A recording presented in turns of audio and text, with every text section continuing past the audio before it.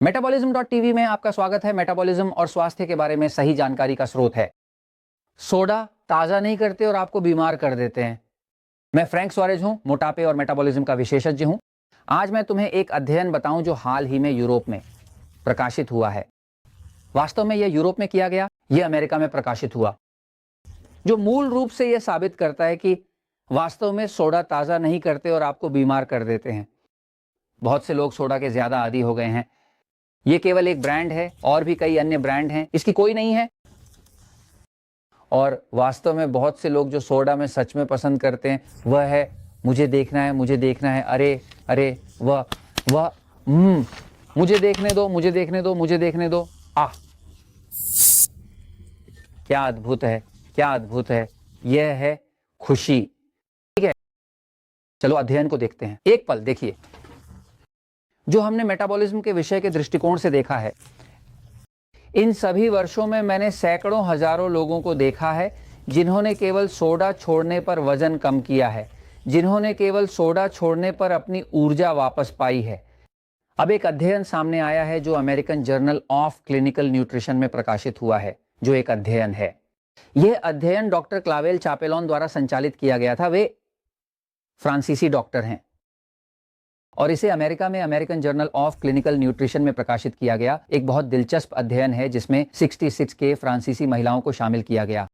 66,000 फ्रांसीसी महिलाओं से प्रश्नावली भरी गई ताकि यह देखा जा सके कि उनके सोडा के सेवन और मधुमेह के बीच क्या संबंध है।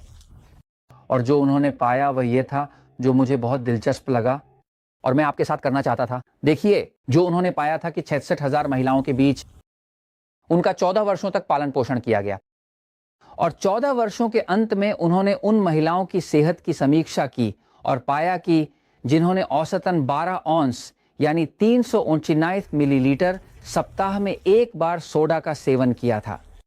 हालांकि सप्ताह में एक बार ही सही, उनके मधुमेह होने की संभावना % अधिक थी, यानी यह लगभग 1/3 बढ़ गया। जो केवल सप्ताह में 12 औंस का सेवन करती थीं, यानी 309 मिलीलीटर सप्ताह में एक बार, मधुमेह की घटना 33% बढ़ जाती थी। क्या होता है, जो महिलाएं 20 औंस यानी 603 मिलीलीटर का थोड़ा अधिक सेवन करती थीं, उनके लिए ये 105% बढ़ जाता था। ये जानकारी बहुत दिलचस्प है, लेकिन ये बहुत तार्किक है, क्योंकि जब हम इस विषय को देखते हैं, जब हम मेटाबॉलिज्म के विषय को देखते हैं, हम देखते हैं कि शरीर मनुष्य का शरीर आंतरिक रूप से एक क्षारीय शरीर है। हमारे खून का पीएच जैविक रूप से लगभग 7.4 है। ये क्या कहता है? हाइड्रोजन का पोटेंशियल। इसका मतलब है कि शरीर अधिक क्षारीय है, ये ऑक्सीजन को खींचता है। क्या हो रहा है? एक सोडा, किसी भी सोडे का pH, Coca Cola, Pepsi Cola, इनमें से किसी का भी 2.5 है, यानी अम्लीय। जब कोई व्यक्ति एक सोडा पीता है, जैसे यहां ऑक्सीजन वास्तव में नष्ट हो जाता है, यही सोडा करता है। चूंकि इसमें अम्ल है और अम्ल ऑक्सीजन को नष्ट करता है, कोई भी रसायन विज्ञान जानता है सोडा पीता है खुद ऑक्सीजन नष्ट हो जाता है। अगर ये ऑक्सीजन को नष्ट करता है तो आप मेटाबॉलिज्म को खत्म कर देते हैं। तो अगर ऑक्सीजन नहीं है तो मेटाबॉलिज्म नहीं है, और अगर मेटाबॉलिज्म नहीं है तो अब बीमारियां, मोटापा और मधुमेह जैसी समस्याएं होंगी। क्या हो रहा है?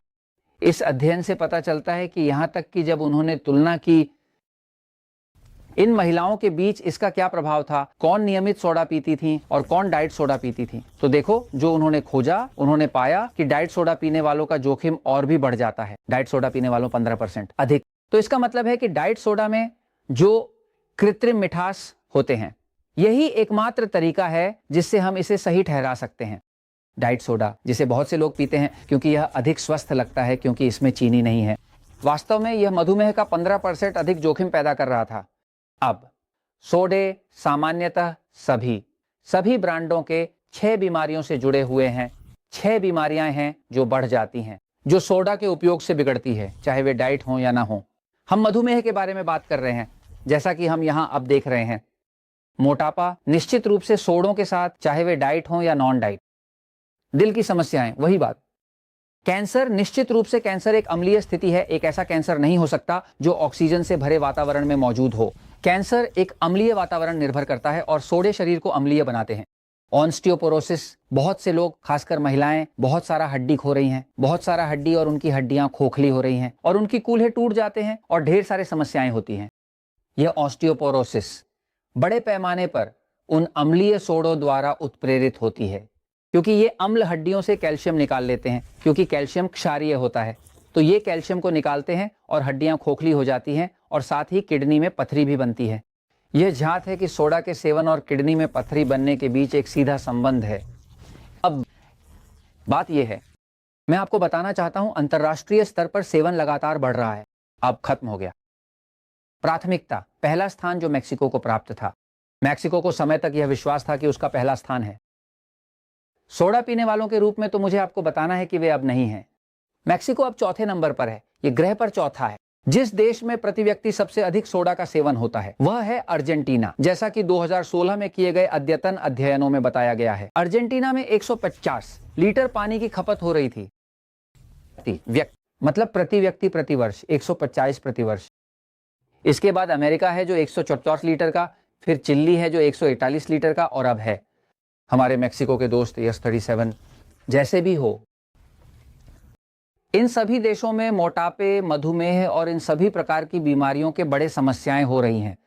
और मैं ये आपको बता रहा हूं क्योंकि सच हमेशा जीतता है और मैं इसे थोड़ा पानी के साथ मनाने जा रहा हूं। यह सच है, अपना पानी पी लीजिए, सच जीतता है।